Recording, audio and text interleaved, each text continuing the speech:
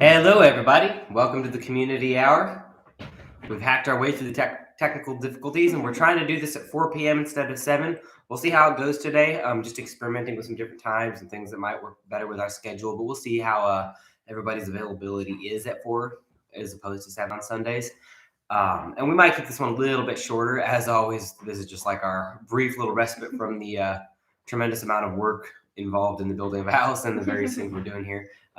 But actually, that's kind of like what the topics are about today. We just kind of want to do we've been doing a lot of specific community hours about fall planting, commercial crops, and things like that, the festival that's coming up and all of that. But we just want to do a more broad, general topic about kind of the driving goals behind what we're trying to build for ourselves. This is less about the community, although that's related, and more about the homestead aspect of this individually, what we're trying to build here on our homestead. And what we're trying to use the homestead to build. And what we're really trying to do in a general sense is to design a life, to use conscious design and permaculture design to plan out the kind of life we want to live. And so that doesn't mean like we're trying to get rich. It means we're saying, okay, what do we want to be doing when we're 40, 50, 60, 70? What do we want to be doing the whole time? How do we want to be deriving our revenue so that we're doing tasks that we enjoy and that we're good at? So for example, let's list off some things that we're either good at or things we like to do. I'm a musician. I'm a gardener, farmer. I like to garden. I like to farm. I like to play music. I like to cook. I like to be outdoors and be around animals. What are some of yours? I'm a writer. I'm a communicator. I'm a marketer. I like to bake.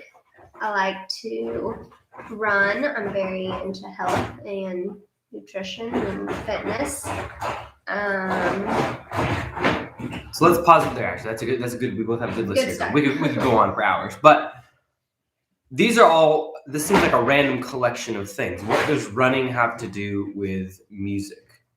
But to us, none of this is remotely trivial, and none of this are things we're looking at as hobbies. We're saying every single one of these things, if we want them to be a major part of our lives, and we do, if we want them to be something we can spend many hours per week doing, they need to be a part of what's bringing capital into our homestead. Mm-hmm. And our homestead needs to be designed to accommodate that, and our business plan needs to be designed to accommodate that. And so we want to bring all of those things in this quest to live, basically, instead of pursuing this broken retirement model of slave away for the system until you're 65, and then we'll fill you full of pharmaceuticals and ship you off to Florida. Instead of pursuing that model, we say, how do we retire kind of now? Obviously, we're not really retiring, but we're saying, how do we just do what we want for the most part for the rest of our lives? And so when we take all of those things, we can really think of practical ways to monetize every single one of those. Holly's just too loud. Yeah, I know. I was going to take that away from her. We have not yet found a single way to do a video without Holly making noise. She is just the highest energy working dog I've ever had experience with, and it just needs absolute constant stimulation. So now that this whole entire first part of the video is all noise, let's see if we can. That's going to echo. Well, I'll let you talk about it. I'm going to put her outside. Oh, what happened? She's just too loud. Oh. All right, so while Matt takes care of that, what we're kind of saying, I think, is that we're using the homestead not just as the goal, but as kind of a means to an end, a means to the goal. So really building what we want out of this property to support all of our other interests and the things that we can bring income in. I was kind of just talking about how what we're talking about is how we're using the homestead as kind of not necessarily as just the goal. You know, a lot of people look at the homestead as their goal, but ours is really like a means to get to our goal, really. Because also this lifestyle is obviously kind of the foundation of it is kind of frugality and being able to do more with less and stuff like that. So that's also very supportive of all of our other goals too. So it's a means to an end, I think. Yeah. So let's talk about some specifics of how we're working on applying those, because this might help start jog your ideas and help you start thinking about, okay, what are my passions? What am I naturally good at? What do I already have training on? And how do I take that away from the employment system and the system of laboring for somebody else's benefit so that some corporation can do well? Mhm. Because that's also part of self-sufficiency, is being economically self-sufficient, financially self-sufficient.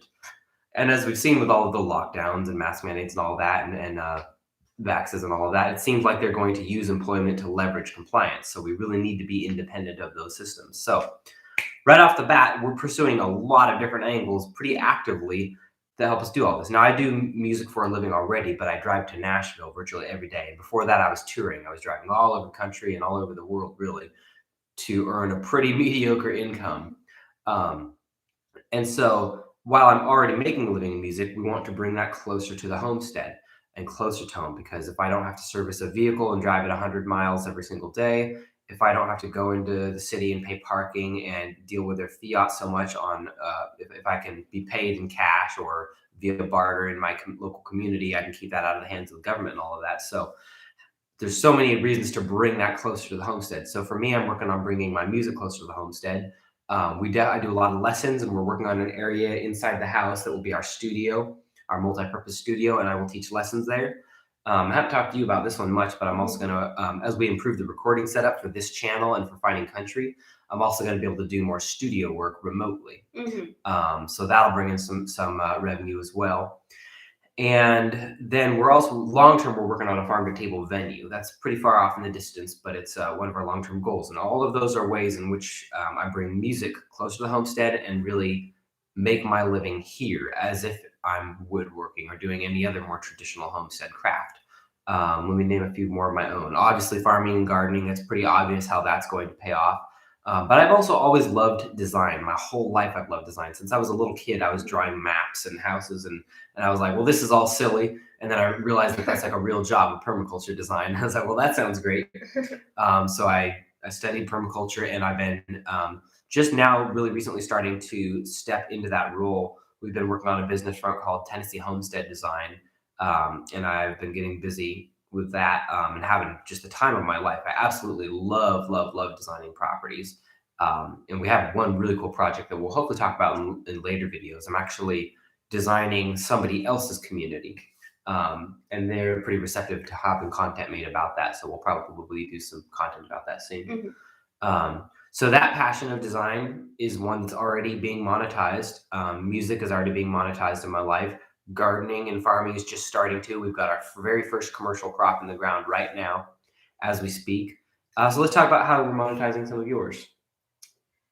So I'm already doing a lot of the marketing and writing. So I have clients for ghostwriting. I have website clients. I have marketing clients. So I'm kind of already monetizing that, but I'm wanting to get a little more clear on that vision of, like, in the past, I've kind of taken any client that, needs help, basically. So that's been great for my development as a, creator and a writer and a marketer, because I have a lot of experience, marketing for different products, for different services, for different businesses. But I'm kind of wanting to get a little more specific and kind of narrow in on who I want to help. And that's where we're kind of,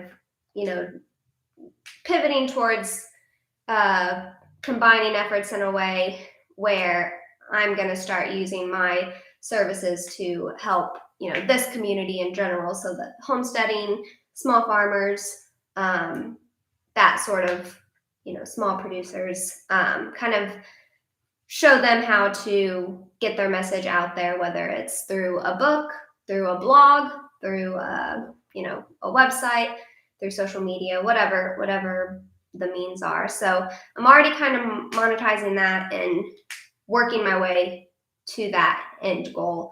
But I'm also very interested in fitness. So I need a certification though first, which I was, before COVID and everything happened, I was studying for that. So kind of the goal after the house build is to rededicate my time to that, because I want to do, whether it's virtual personal training or actually having an outbuilding at some point that we could kind of turn into a mini fitness facility. So, but really target, people who are not already pretty entrenched into the kind of physical fitness community. Trying to think. Well, that's a good start, because that's 2 or 3 things each of us have listed. So the goal isn't for us to sit here and tell you all the things we're trying to do in our lives to turn our passions and our talents into monetization. Is to give you a few examples, and then I would love to hear actually some brainstorming from because everyone in this chat. Hello, Cherry Plasos Skinsky 7. Good to see some of the regulars and some new folks in here. By the way, let us know how this new time works for you. We're trying this 4 p.m. thing. But so the idea here is to get other people to start thinking, because there's really no reason any of us need jobs, period. Now, that doesn't mean we live in some fairy tale land where you can just walk out and become, just start making ice cream for a living magically day one.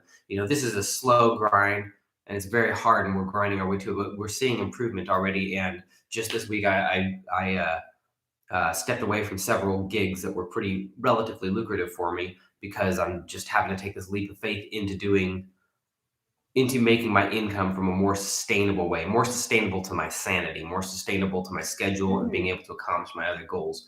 Right now, I'm driving an hour each way to town, and we got 2 broken cars we're dealing with right now. So it's like, right now it feels like I'm working to service the vehicles, and I've often felt like that. And so the more we bring our incomes to our homestead, the less we're paying just to make money, and the less we're dealing with taxes and gas stations and broken cars and highways and accidents and muggings in downtown Nashville and all of this other stuff. There's so many, there's so many reasons to bring the living close to the homestead. And if you have a family and kids, the more time you can spend there, the more you can be on the ground, raising your animals properly, raising your children properly, building a relationship properly, building a relationship with your community properly.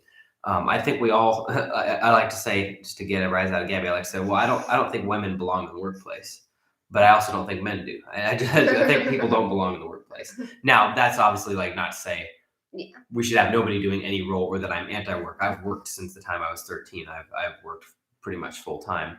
I'm not anti-work. I have a strong work ethic. I'm pro-work, but the idea being, we can all design our careers to be on our terms, close to home, and I really think we should be doing that. Now, maybe you want to travel for work. I went through that period with music where I traveled for about a decade, and I got to see every inch of the country. It was amazing. I wouldn't trade that for anything. So none of this is, of course, us inserting our opinions on how people should live, but I think most people would really benefit, and would, if they could, they would choose to make their living close to home. And we're also taking this thought well beyond the idea of just working from home, working remotely, because Gabby does that right now, and you don't enjoy that particularly. No, not really, just because it's also, because it's not just being at home, it's like how you're at home too. She's still on her laptop all day, as if she's at the office. I'm still on my laptop most of the day. I mean, it's been convenient in many ways. I can get up, I told Matt, what I used to do when I was working in the office is, if I wanted outside time, which I just love being outside, so I would want it a lot, but I would just have to walk around this asphalt parking lot, the same loop 3 times. And I was just that's just so sad. At least now, if I need a break, I need to get away from the laptop, I can go water plants, play with the chickens or something. But so that it is better in many ways, but I think it's forced me to really look at, hey, it's not just about being at home. It's how are you able to be at home? What are you doing when you're there? Yeah, because it's if you're gonna have a homestead like this, and if you're gonna try and do the things have the garden that you can sell excess from, and things like that, you really need to be working that a little longer than 15 or 30 minutes a day. You have to put a lot more time into it, and that's where the current struggle is, and why we are looking at ways to transition our lives out of these things that force you to have to be into a 9-to-5 mindset. Because I think it's also we all know, I mean, we're adults, we know when we're most productive and when we're getting work done. And it's like I get real frustrated when I catch myself like not in that productive phase, but I know I'm on the clock till 5 p.m. And it's just like I could be doing something else valuable other than just like staring at my laptop screen because I'm tired and I just can't possibly pump out another idea at this moment. And imagine the efficiency if you truly had this figured out to where every moment of the day, you're like, if you're truly optimized. Yeah, if you're optimizing your time to where your mindset is, the part of the day, even the temperature, is it hot outside, is it cold outside? If you're letting your work flow in between the house and the outdoors and really didn't delineate between running your homestead and running whatever business you're running. To me, when I go out and I feed the chickens, that's just as much part of my job as setting up my gear on a stage somewhere. Those are both bringing in revenue or bringing in capital into my homestead.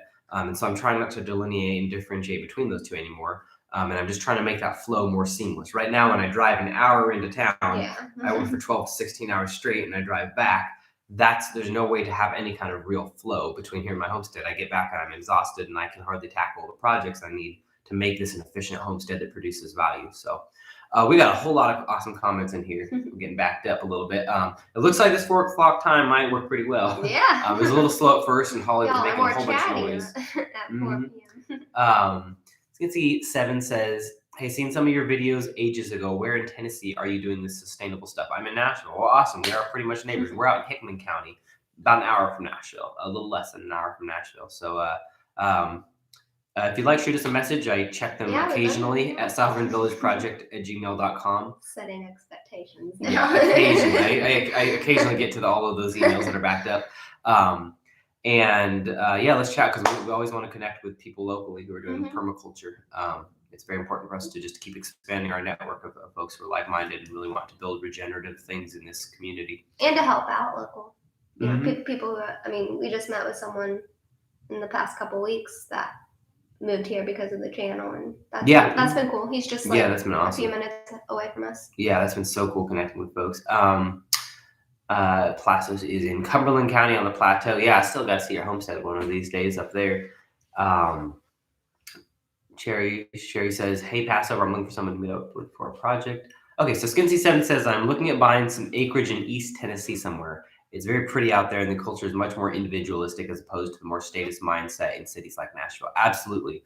Although Skinsy7, I would encourage you to look in this region too. Rural Middle Tennessee has all of those benefits of East Tennessee, but it's kind of an undiscovered gem because everyone in Virginia, New York, and the East Coast, they all have their eyes on East Tennessee. Everyone knows what the Appalachians are. And so a lot of people have just been snapping up land, and I've watched prices skyrocket up there. Beautiful out there. I would live out there in a second. However, you might consider looking in Middle Tennessee, Perry County, Lewis County, Wayne County, Hickman County, where we're at. These counties are probably more affordable in some of those areas. Still beautiful topography. It's rolling hills more than the larger mountains, but it's basically the foothills of the Appalachians. And it's very close to Nashville. Yeah, and you'll have that individualistic culture. Yeah, it's the same culture out here. The music, like if you look back, the musical heritage, Civil War heritage, or any marker as far as history and culture and all that, it essentially is the Appalachians. It's just not quite. It's the foothills. It's like a mini version of the Appalachians. Oh no. Got some great conversations. Earthquakes happening. Yeah, I'm always following that earthquake news. It's very fascinating because definitely we have a point of interest here, which is the New Madrid fault line run along Mississippi River. It was I believe the early or mid 1800s when that earthquake occurred, and the Mississippi River flowed backwards. And you can go on Google Maps, and I would encourage you to do this. Go on Google Maps and follow the Mississippi River around Tennessee, and you'll see all these windy little skinny lakes. Because at one time, the Mississippi River was way over there, and now it's over here. And it's fascinating because when you look at the topography, you can see that all over the place, and how you realize like this giant ocean-like river is really just a ribbon that moves across the landscape, and it really gives you new perspective when you look at land. And you're like, oh wow, even mountains and rivers and everything is just temporary, and it's all shifting. And if you had the world's most gigantic camera and the best time lapse video that lasted thousands of years, it would just probably seamlessly flow. You wouldn't even see like the cataclysms that cause that. Anyway, side point, very but fascinating little geography stuff. Mary says, "Hey, y'all early. Y'all are early. How's Tennessee?" Yes, we are early. We're trying 4 p.m. instead of 7. So please do give us feedback. 7 p.m. was a little late because Sundays is kind of the only day we both sort of have off, and so it's hard to have one thing at the end of the day that still kind of work. As much as we love this time, this is a very fulfilling, rewarding time for us. It is still our one day to decompress, and we're trying to be more faithful about the whole day of rest thing, which is hard because we're insane work ethic people. But we're trying to really learn to force ourselves. You know that podcast I've been listening I've been listening to this podcast called the BEMA podcast, BEMA, and there's like just multiple points in the Bible where God says to take a day of rest. And I have a theory like about he's that trying too, to ram it into our heads. Yeah.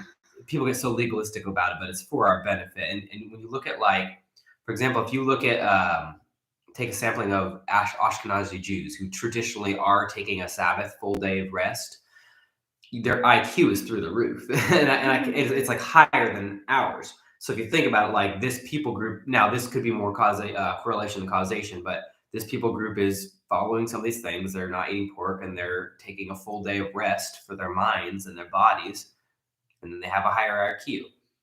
You know, like maybe there's a reason for taking a day of rest. Maybe and I recently was studying about how people are doing dopamine cleanses now, and they're taking a day where they don't watch like a lot of TV, they don't do any work, they don't do. And I was like, well, that just sounds like you're just doing a Sabbath day, but it was like all of the science behind it. So just like everything in the Bible, it's like you can either do it out of faith, or you can not do it for a long time and then realize there was really good reasons to do it. So we're just trying to start doing those things because we keep finding out the reasons later.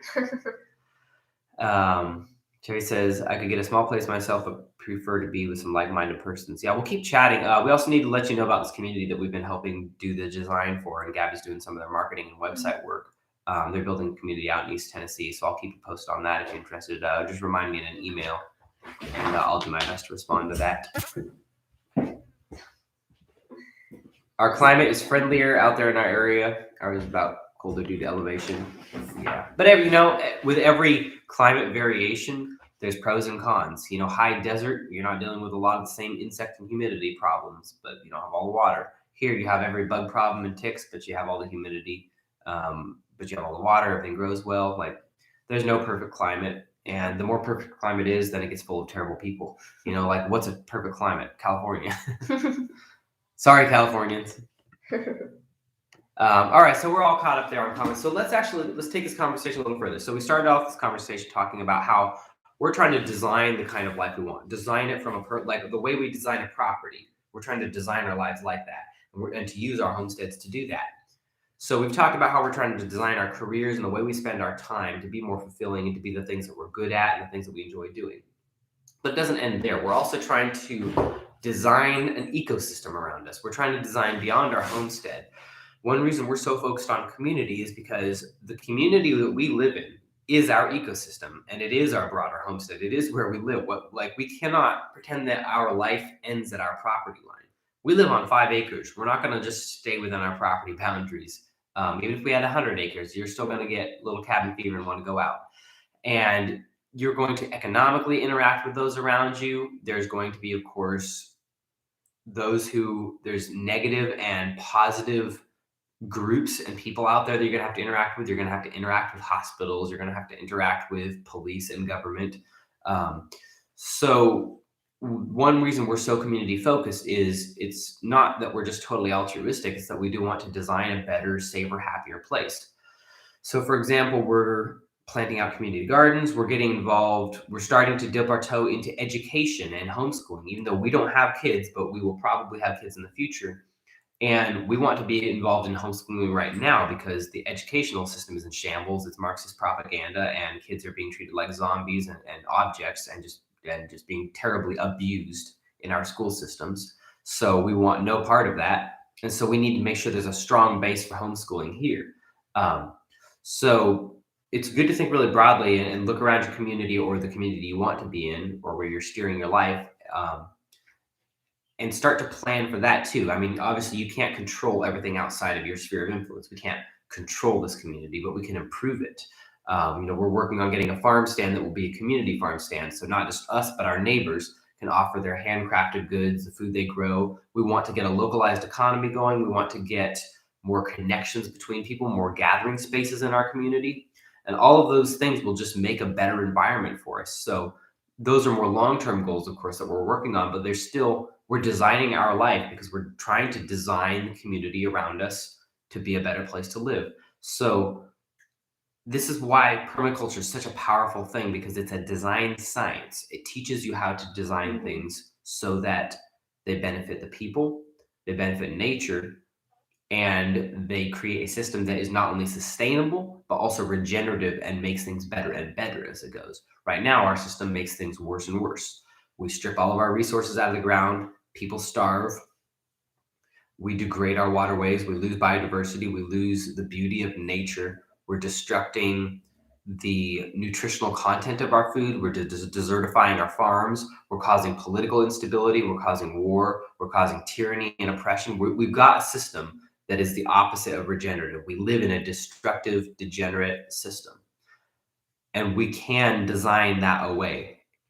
Now, the difference between us and, say, a person who's very politically involved and maybe like a Marxist or something, they also want to design a better system, but they're trying to use force on others to make them comply with what they want to do. Our more anarchic way of doing things is we're going to, first of all, focus on our home and our property. We're going to make sure that this 5 acres that we live on is a safe place for all of the native animal species, that it's a place where the soil is growing in soil life every year, and it's a place that is regenerating not just the animals and the land, but also the people, not just the people here like ourselves, although I certainly feel regenerated in this homestead lifestyle. I've become healthier, I've become happier, I've become stronger. But we're also trying to regenerate anybody that has anything to do with this property. If they're buying food from us, if they're interacting with us, if they're our neighbors. We have right now 1, 2, 3 neighbors growing food from this property, and we have only been here a few months. So we start there, and then we take it to the community, and then we take it to the broader, like the county level, and we just keep pushing the boundaries of what we can regenerate. And ideally, as we go on in life, we'll regenerate more and more places, more people, more land, more nature, more communities. All we need to do is just focus on that. We don't need to force anything on anybody. We can all start doing that, and examples change the world. Like, say what you will about America and the Constitution. I don't consider myself an American citizen. I do consider myself an American, but not an American citizen. I never signed the Constitution. I don't think any form of government is good. But what we did in 1776 was set up a republic that was far removed from any republic previously, that really set the standard and at least paid lip service to every person being free and being born equal. And the whole world saw that and immediately demanded it, or not immediately, but virtually immediately demanded it. And then republics began to arise, and things became a little less tyrannical globally. Maybe not a lot, but a little. And that just shows the power of an example. And all we need to, and the Christ story would be another example of an example. Or if you look at Rome, when Christianity came on the scene, Rome was a despotic empire. They were not good guys. Christ came on the scene. He set an example of passive resistance and of forgiveness and all of these other things that really crumble despotic regimes. And then that's really when Rome started to decline. And so you can see, and a lot of it was that because they were, persecuting Christians, they were slaughtering them in public, and people were enjoying that. But then the more people saw the example of these people sacrificing everything, the more they came to detest their own regime and their own republic. And so I know those are weird examples, but all this is just to say, if you just set an example and you really shut out everything else, say, I don't need to force anybody to fix anything. I don't need to push anything. I just need to take my area of domain. And maybe that's not even a property. Maybe you're homeless and your area is the car you live in, or the tent you're in, or the little overpass that you're living under. That's your area of domain. Or maybe your area of domain is just the people you have relationships with that you talk to every day. Or maybe it's 1,000 acres. Maybe you run a company. Whatever your area of domain is, you need to practice those permaculture principles of caring for the land, of caring for the people, and of returning the surplus to the earth, and we're to returning the surplus to those two. and you have to believe that that will have an effect. People will see that, and people will want that in their own lives, and they will see that it is possible. That's really the mission. One of the missions of this channel and of our channels is that we're people who don't have anything. We're not rich. Gabby paid for college herself. I joined the Army to pay for my college. Neither of us have ever inherited money. We have no trust funds. I've made below average income all of my life. Gabby's made probably average income most of her life. And we're showing that we can still build what we want for our own lives and regenerate what's around us. And it really takes the excuse away from other people too. It means that, like, hey, if you really say you care about the environment, then it's time to put your money where your mouth is and do it. So that was a long-winded speech on that, but that's crucial to understand. What we're trying to posit here is that you can design the life you want to some degree. Obviously, we're talking all in theory here because we're kind of new in the process, but we do have milestones we can point to. Here we are sitting in a house that we built. We don't know how to build a house. And like, look, there's a house here. There's even paint on the walls now. There's paint on the walls. We'll have a floor soon too. That's really nice. Anyway, I this has already become a great conversation here in the comment thread, but I would also like to hear how other people are trying to, like, what are you doing or what do you plan to do to design more resilience, more self-sufficiency, more happiness, more peace, more abundance, more food, more nutrition, more health? Like, how are you designing good things into your life, into your family's lives, and the lives of those who are in your community? I got a whole bunch. Mark Turmel says, hit the like button. Yeah, that does really help y'all. We're always fighting the algorithm here. So do a little boxing against AI and give the old thumbs up. Stephanie says, y'all are earlier today. Yep, we're trying 4 p.m. So let us know if this time works for you. Tuttle Twins is a really good book series for homeschooling. I've actually seen ads for that. I haven't read it myself, but I put it in my notes. Oh, you did? Yeah. Oh. My own homeschool. One of these days we'll do a whole bit on homeschool education because I was homeschooled. And my parents' method of homeschooling was a little bit unorthodox. They owned a country store. And so they had bought this business when I was about 7 years old.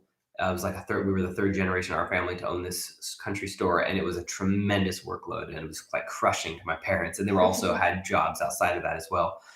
And so, but they were determined to homeschool, and they just plumb ran out of time. And so, and we never had much budget. We were a pretty low income family. So my mom basically just would go to garage sales. She had friends in the church who were homeschoolers, and she would just get their old hand-me-down books. I was like in college before I realized that textbooks don't come with notes already written in them. So it was just a patchwork education. And yet when I got to college, I was still miles above everybody because it's not maybe so much that my education was so great. It's that public education is so bad. Gabby got lucky. She was in like kind of a rural area that was one of the last vestiges of good education. Change from the bottom up as opposed to change being approached from the top down, says Skin-C7. Aligns with what Jesus taught in the sense that everything that change begins at the heart. Everything else then just naturally follows. Yeah, it just begins with a decision to be like, oh, there are no heroes. Donald Trump's not going to come save me. Biden's not going to come save me. Nobody's going to come save me. Like, we need to save ourselves. We need to save our own health. We need to save our families. And it's just a change. Like, if everybody in the world made one decision to do that, maybe not hurt each other, it would all be over. There'd be no more wars or starvation, all that. Obviously, we're not John Lennon. We're not the Beatles. We're not hippies. We're not sitting here saying that that's going to happen. But the change in consciousness can happen with us. It can happen with you. You don't need to worry about anybody else's change of consciousness. You only need to, and that kind of phrase sounds very hippie-ish, but a change of consciousness just means a change of mindset. You're just realizing, oh, I need to be the good thing in the world, not other people. I can't just, it's not enough that I vote or that I say, hey, point your gun at that guy and make him behave. That's not how we're going to fix this world. Not that I'm positing that we're going to fix the world, but again, we're fixing the world around us. We're fixing what we can and what we have domain over. Skin-C7 man has some great comments. In my life, I became a complete minimalist several years ago upon moving back to Australia. Instead of taking a whole lot of stuff, I just gave it away and moved back with 2 bags of possessions. I've done the minimalism thing a few times too, a little bit in a less formal way, but definitely when I moved to Nashville, I had 1 bag of stuff. That's what I owned. and I think I had about $400 cash. That was my minimalism there. And I rented out a single room and lived a very minimalistic lifestyle. And it was really fun. I really enjoyed that. I also traveled around the country in a car for a long time, just living out of a car, living off the land, cooking stuff over a fire. That was a very fun. I actually really enjoyed minimalism. But I would say that minimalism is not really completely compatible with homesteading, like serious self-sufficiency homesteading. Rod Greenfield is a good example of somebody who kind of straddles both worlds. He lived in a really teeny tiny house, and he ate everything he needed for a year himself in this tiny space. He grew it or foraged it himself. But that's one person, that's not a family, and he lost a lot of weight. So it wasn't really sustainable.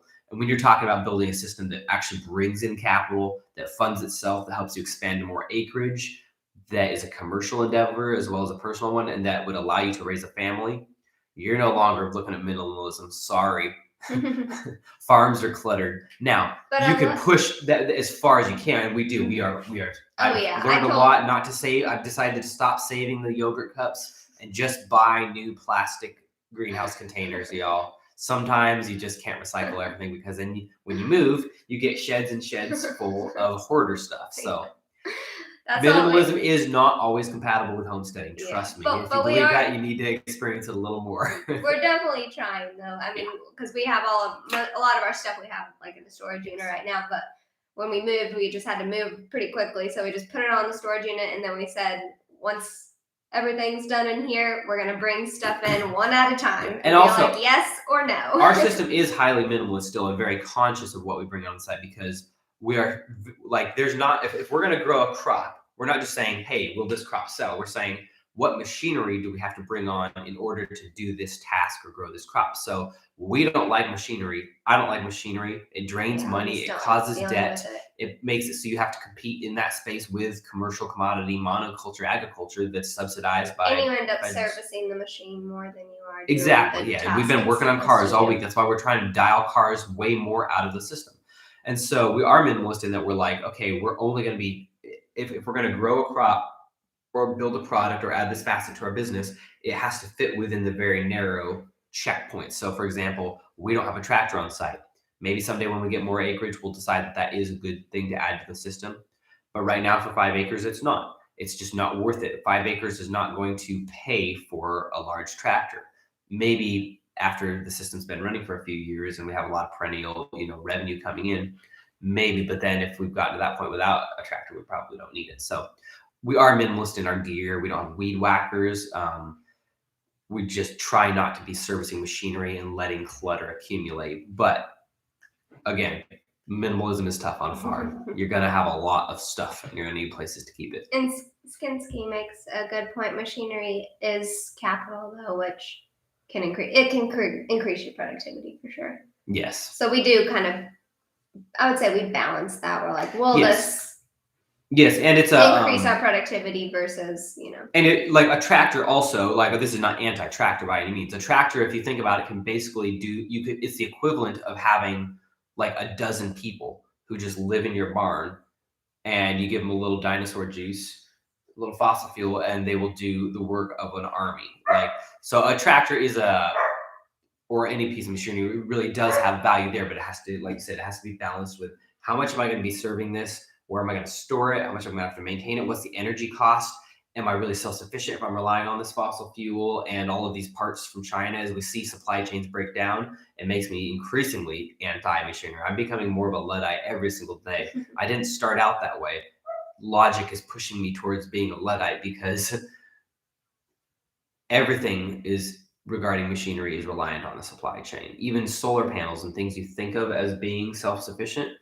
Well, what are you going to do when that solar panel breaks? You're still completely reliant on that Chinese manufacturer or the American manufacturer and the roads that got it there and all the accompanying government structure and societal structures that have turned against us. Those are all inherent in machinery. So not anti-machine, but there are so many problems that come with them that the more I can design them out of my system, the happier I am. And then I strategically bring them in. We're about to bring in a mulcher to our property.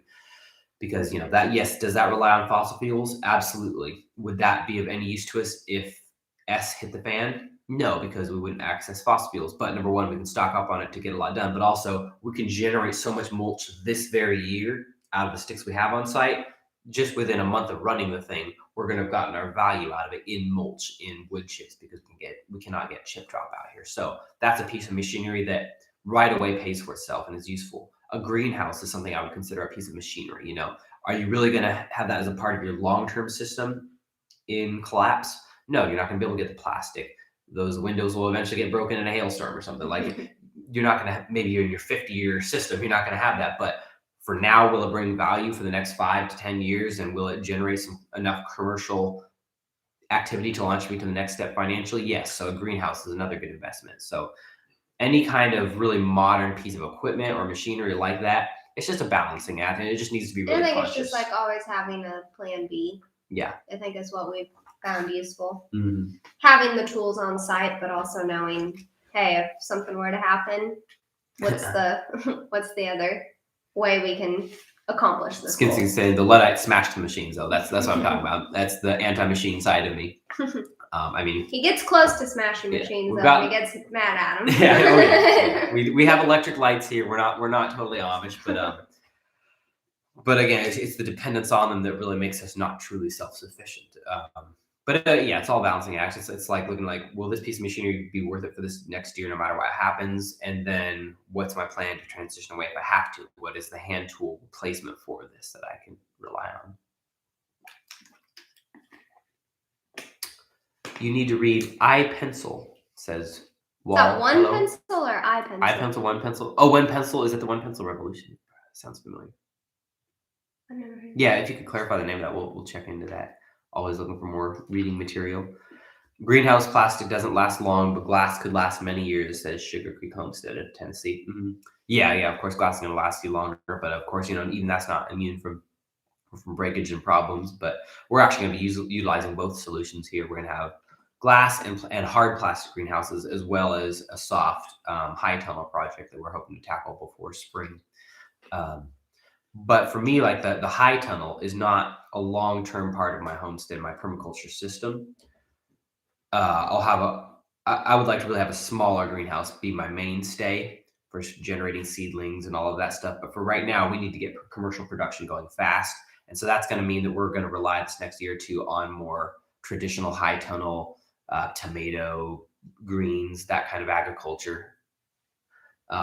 Sorry, my dog's she's having a fight with a tree right now, and I think the tree is winning. Pasta says, visit Mennonite communities. They are good examples of functioning, sustainable communities. In so many, Mennonites and Amish, they are very much an inspiration to us. We have some very nearby here, and we visit them whenever we can, and we do business with them. We just purchased an Amish building from them, and they've been doing it since like the 1600s. And by the way, if you want to go down a rabbit hole, study that religion and study when they left Europe and came to America, because they're a fascinating group that, we really think of them as being very quaint, but really they're pretty radical anarchists is what they are, and very effective ones who really proven the point that you do not need the system. And they interact with the system very seldom, as little as possible. And they are more left alone than the rest of us. They're not completely left alone. In Pennsylvania, they're coming after the Amish hard, and the tyrants are really coming after them hard there. But they've certainly gone a lot further and paid a lot less taxes. And the Amish and Mennonites are arguably wealthy when compared to the rest of us. They don't appear that way. They're very humble, and humility is a big focus of their religion and of their culture. But they own their land when one of their sons or daughter, when they need land, they have a structure that allows them to purchase it, and they keep continuing to expand. They're actually one of the fastest growing religious sects in the world because of their family sizes. But you don't see truly destitute, poor Amish people or Mennonites because communities work, self-sufficiency works. And this is not to laud them as perfect. They have many issues as well, but there's a lot of positive examples to be seen over there. And we definitely are trying to learn as much as we can from them. Plasso says 2 layers of 6mm film will hold up 8 to 10 years. They say replace every 1 to 2 years, but I tested it. That's cool. That's good to hear. Green, honestly, when you look dispassionately at things like plastic and other byproducts of fossil fuels, we are not hippies here. We're not environmentalists in the sense of the word that you picture an environmentalist, like hugging trees and being led by emotion rather than logic. So when I look at the use of fossil fuels, I think we should use fossil fuels. Absolutely. What an incredible benefit that our generation gets to receive. We get to be on the receiving end of the amazing power of fossil fuels, the civilization building awesomeness of oil and of the other natural gas and coal. But we need to be using it wisely. When we are blasting AC into an inefficiently built building, or we are hauling our avocados from Central America all the way up to America, and our food is being grown here, shipped to China for processing, and then shipped back. When we're engaged in all these absurdities, we're using up our fossil fuels in a really stupid way. Bill Mollison talks a lot about this, and he talks about earth moving. So, for example, a lot of people criticize them for using tractors because they're such purists. Of course, the people criticizing are never self-sufficient, but they're always completely reliant on the system. But they criticize him for it, and he's like, "I'm not anti-fossil fuel. I'm using these fossil fuels one time in a machine for one day to create a system that's going to feed a lot of people for 5 to 20,000 years." He can look at his earthworks and he can look at comparable earthworks, swales, and ponds, and say, "Here's one in this part of the world with similar conditions that's been there for 5,000 years." When you look at the expenditure of a little bit of fossil fuel to drive a tractor for one day to make an earthwork that's going to retain water and recharge the spring below it and build a regenerative agricultural system like a pond or a swale, and you look at that and you look at the benefits from it, it doesn't even compare to how we normally use fossil fuels. So using fossil fuels in greenhouse plastic that's going to be there for 10 years, or using it to cut down some trees to start a food forest or to construct earthworks, there are good ways to use fossil fuels. And also they are such a wonderful way to deliver pharmaceuticals and other things in capsule form, for example. Like, we're not anti-fossil fuel up here. We're just anti using them stupidly because they're going to run out. Sugar Creek Homestead of Tennessee says, "My husband works with the Amish. The church decides who uses what land. Everything is done under their religious exemption. They deal with the system if it benefits them. They don't need it." Yeah, that's a good point. They do deal with it. They use it for themselves. And that's something we've looked into, is all these legal structures of religious exemptions and all of that, because also there's a moral issue I have with property tax. I consider it tyranny and immoral, and I consider it feudalism, really, is what it's slavery, because it's the government laying claim to your land. And I know we can talk about land patents and all this stuff all day long, and technicalities and legalities, but in the end, what determines private property ownership is, can you defend it? It doesn't matter what era of history you live under. It doesn't matter what kind of government or lack thereof that you live under. If you can defend your land, you own the land. If you can't defend it from seizure, you do not own it. So if you have, let's say, a nuke, let's say you got a nuke sitting in the barn. You bought it from the Soviets, some war surplus nukes. Guess what? You own your land. Nobody's ever going to bother you. Extreme example. But the Bundys, for example, in the Nevada area, when the feds came and tried to they came and slaughtered their cattle illegally and tried to basically take their land. Well, not take their land. They tried to take their property. The Bundys defended their land. The militia showed up. They defended their rights, and they still are on their land. Whereas most of the ranchers who have grazing rights on BLM land have lost those property rights to the use of force and coercion from the government because they didn't stand up and fight. So, not saying that's always the right answer, but until you can defend your land, you don't own it, and everything else is irrelevant. So, but if there's a more peaceful way of doing that other than having to fight, then by all means, let's do that. So religious exemption is one potential way to protect land from seizure. Having land owned by a church, essentially. Of course, that's problematic. It's tough. Like, how do you divide that up? It limits usage. It's putting things out of your control, certainly. But there are essentially two religious structures that are nonprofits that don't even have to file 501c3k certification. They don't have to interact with the state. That is churches and associations of churches. So a lot of people do own those, but if you go down that rabbit hole and decide to pursue that means of protecting your land or building community or whatever, because there's a lot of communities owned by churches, a lot of communities out there. It's actually very common. But if you're going to go down that route, you really do have to be legitimate. the IRS and all of the other criminal organizations pay close attention to what an organization is doing if they're claiming to be a church. So if you're going to start a church or something, like it does need to be real, and just morally also, if you're going to start a church, then it should be rooted in belief, and you shouldn't just be doing it as a tax dodge or something like that, because that's not a proper use of something as important as faith. That's back down to the Bundys, says Skincy7. Yeah, for now.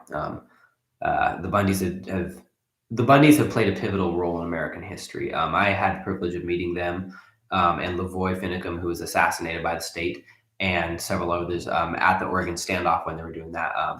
I did not join the standoff. I was on tour at the time through Oregon, and I stopped there and met a lot of them, and I did a report for a radio friend of mine. And mostly just wanted to see it firsthand because of all the misinformation coming from the mainstream media. But it was a very eye-opening time, and I believe it was a pivotal moment in American history. It was the first time somebody stood up in such a significant, open way and said no more to the federal government. And the fact that they were, in some regards, successful, and not all of them were completely Waco'd or Ruby Ridged, shows a shift in the empire, and the empire is showing cracks. Skincy7 also says it shows the importance of the USA population being armed. Not that arms need to be used, just their existence as a deterrent. And actually, at the standoff, it was a deterrent for a long time. And remember, the only violence that occurred there was from the state. Nobody in the standoff, none of the open carry folks, none of them ever used their weapon in anger. The only people that used their weapon in a murderous way was the state when they murdered Lavoy Finicum. Plasso says there's legal remedy against unlawful property taxes, and it doesn't involve 501c exemptions. I'm somewhat familiar with that, and I'd love to hear more of your thoughts on that. I've been delving deeply into the research on that one. There's so much conflicting information, probably intentionally so. There's a lot done to make sure that the truth is obscured, and I'm going down that rabbit hole of land patents and trying to discern truth from reality, because a lot of people say a lot of things, but that doesn't mean that it's always rooted in reality. But of course, there are tons of legal solutions. And outside of the 501c exemption, there are, of course, conservation trusts. There are regular nonprofits. There are corporate mechanisms. There are specific state laws in places like Texas where some people can be exempt from property taxes.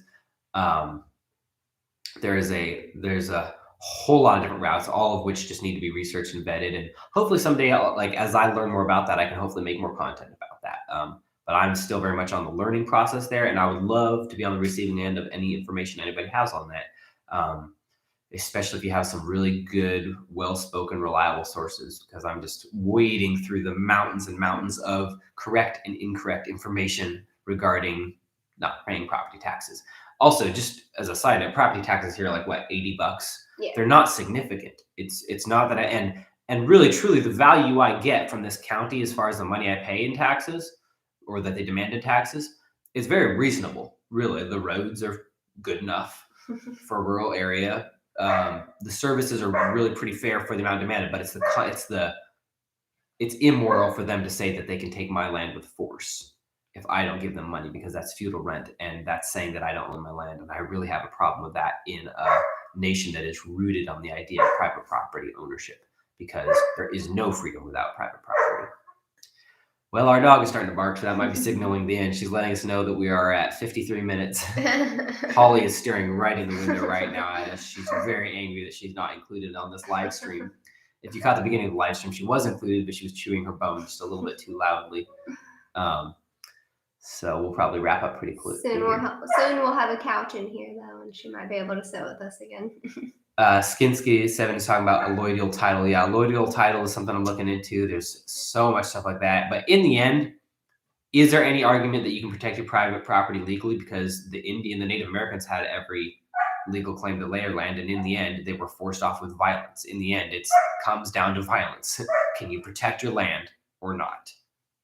That's really the only thing that determines private property ownership. If you were Thanos and you had the ring to just kill everybody, you could walk up and say, the Louvre or Buckingham Palace, that's my property, and it would be. So legality is really determined by violence, because the legal system is not law. The legal system is essentially ancient Rome. It really is. It's the Roman Empire's pantheon of things that are bastardizations of law. Law is rooted in natural law. It's rooted in God's law. The legal system is not law. The legal system is a bunch of conniving people in suits and robes over many millennia scheming to take things from poor people. Really, that's what the legal system is. So, and it's always enforced by violence, as is everything. So I would say that definitely shouldn't conflate law with the legal system. Assessments are overvalued, yes, and also just because property taxes aren't high now doesn't mean they're not going to be. My mom has 5 acres in Oregon, and her property taxes are more like $3,000 instead of $80. So as soon as the left gains control over a system, and they always do, they always will, even here in the Deep South, the left will run the Deep South someday. They will make private property unaffordable and chase you off your land. They'll make you poor and they'll make you destitute and completely dependent on their system. And then they'll say, look what the capitalists did to you. But it's absurd because it's not capitalist. We don't live in a capitalist system. Capitalism would be freedom. Capitalism would be anarchy. That would mean that I could have any kind of transaction I wanted. I could trade, buy, sell, whatever I wanted. I could grow any one of God's plants on my land and sell it. That's what a capitalist system would look like. We don't have that. We have bailouts. We have corporate cronyism. We have everything but capitalism. Skinsky says that's right. It's a perception of the law, not the law itself. As society changes, so does what the state can get away with. Line, yeah. Yeah, because the state can now get away with anything. You see that now, like more than ever. And that's why society is so intentionally changed by Hollywood and all that. That's, like when those old 60s preachers were telling us that rock and roll music and TV was satanic, we probably should have listened. They were, as stupid as they sounded, they were probably pretty much right. It's all brainwashing, and it changed society so that we would allow totalitarianism. And here we are looking around at a system that's terrifyingly plunging into complete despotism. And you realize that people want it. They want it. They want the tyranny. They want to be in a slave system. And that's when you're like, wow, like all the thoughts I had in my head of overthrowing this, we can't have a revolution because we're not overthrowing a government. You're talking about overthrowing an ideology that people belong to. That's different. That's a recipe for endless civil war, and I'm not taking part in that. Oh, I suppose we should do a festival. Yes. Yeah, why don't I deal with this dog while you talk about the festival?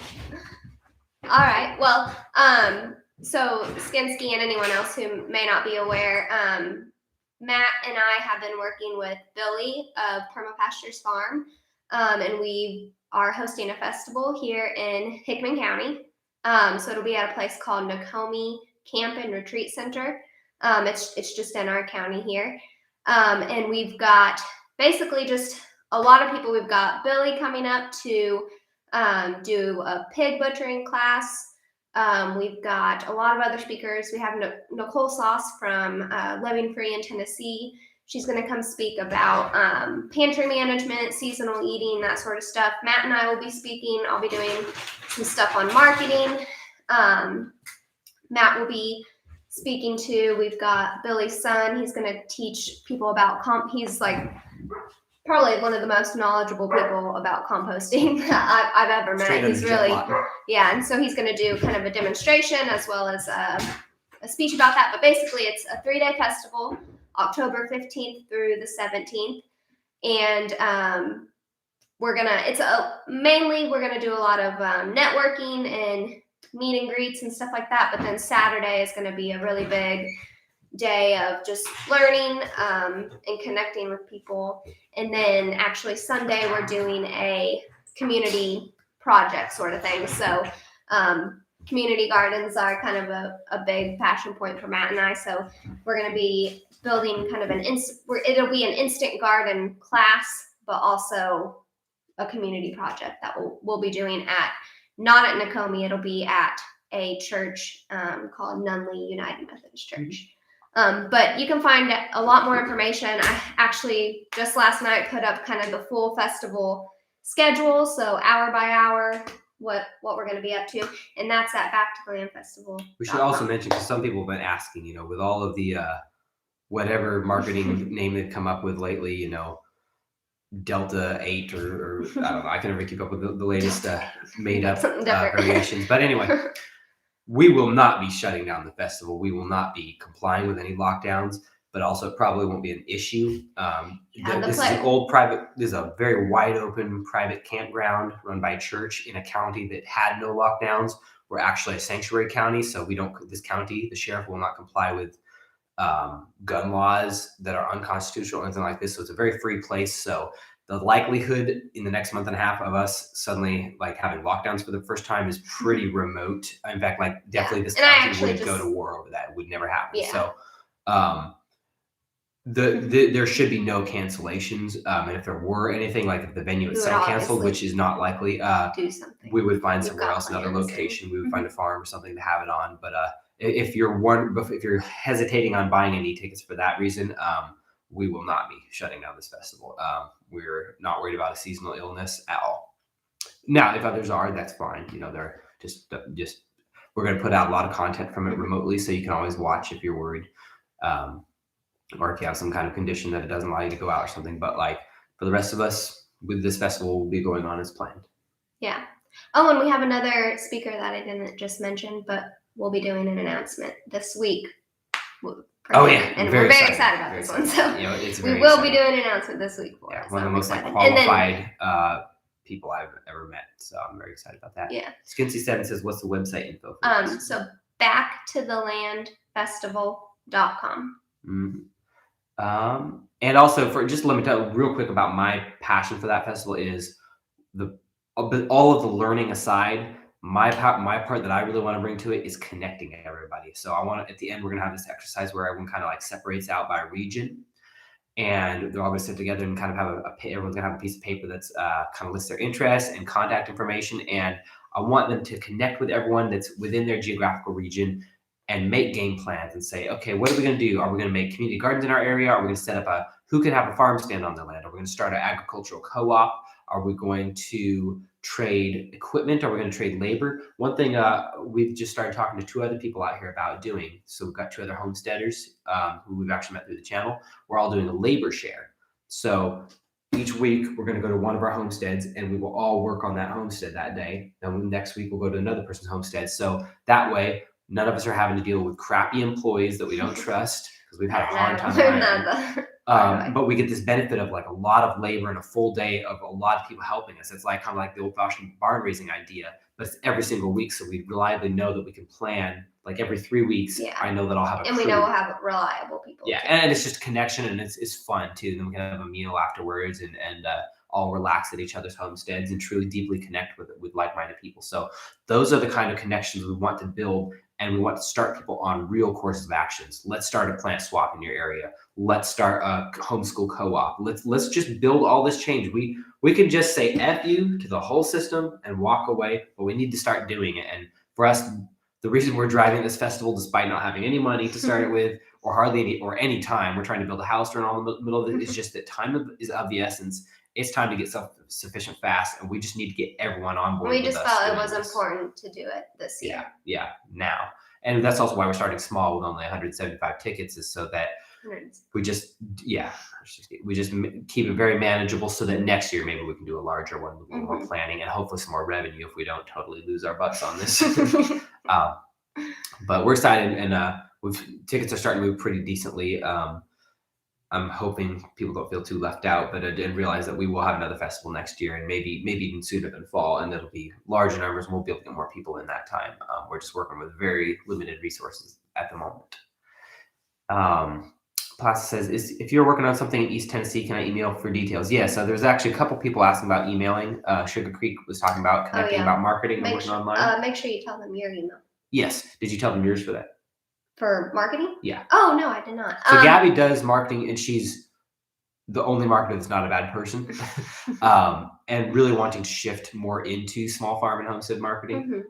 So if you want to email her separately than that, unlike me, she'll actually answer your email, probably in a timely fashion. Yes, yeah. Usually 24 hours. That's my my goal. But if you want to email me, just Gabby, Gabby at marketingbygabby.com. Put it in the comments. And then yours, I know that they were. sovereignvillageproject@gmail.com. No, just Sovereign Village. Right. Yeah. Yep, that's how you can reach us. And I'll try to remind Matt to look at his emails. Yes. Right He's now, like it's scared at this point to look at it. yeah, because then it's like a mountain of stuff. But I will be better at that in the future. Same with like the reason why we're not producing content hardly at all right now either. It's just this house build and the festival is sucking up every second of time, and I'm working 16-hour days, 12-hour days in Nashville. Just sucks up every moment. But we are actively trying to design that out. Talk about the return to the original topic here is that we're trying to design a better life, and part of that is time. We're trying to design time. So like every time we build a time-saving device, for example, we're working on rainwater catchment and drip irrigation. We really try to quantify like, okay, we're spending 20 to 30 minutes per day watering. So if we do this one infrastructure change, that means we've just bought 30 minutes a day every single day for the rest of our lives. So that's another thing to think about as you're designing a better system for yourself. Some folks connecting there, talking about where they're from. I would love to connect with someone in my area for gardening, says Boyd Chapman. You should create a networking site. That's on the list of possibilities. Finding Country may kind of go in that direction. That's our media publication. And it may be, we're kind of playing around with the idea of more of a social media aspect to it, this removed from the big tech folks. We'll keep everyone posted on that, but of course that's a big endeavor to tackle. Well, Holly's getting pretty out of control there. Skinsy7 says where to find festival tickets. That's awesome. Says, oh, well, we'll see you there. That sounds. Oh, you just found the website. Oh, well, I put the actual URL in there too. Yeah, it's on the website. You just have to scroll. You just got to scroll down a little bit. All right, y'all. We are past an hour. We're hungry. Holly's hungry. The rabbits need fed. The chickens need fed. We should probably get out into the garden a little bit today. Wonderful conversation today. I liked this 4 p.m. time. If y'all do, please let me know. If you absolutely hated it, let me know. Just let us know what you're thinking. And otherwise, we'll keep trying to do this at 4 p.m. Very much thank you, everyone, for joining us and for having a great conversation. Feel free to continue the conversation even after the live stream shuts down. You can always just comment regularly on the video once it reloads itself. Usually takes about an hour. Good night, Stephanie. Good seeing y'all in here. All right, you got anything else there, Gabby? All right, y'all, stay safe, be well, and happy homesteading. Totally.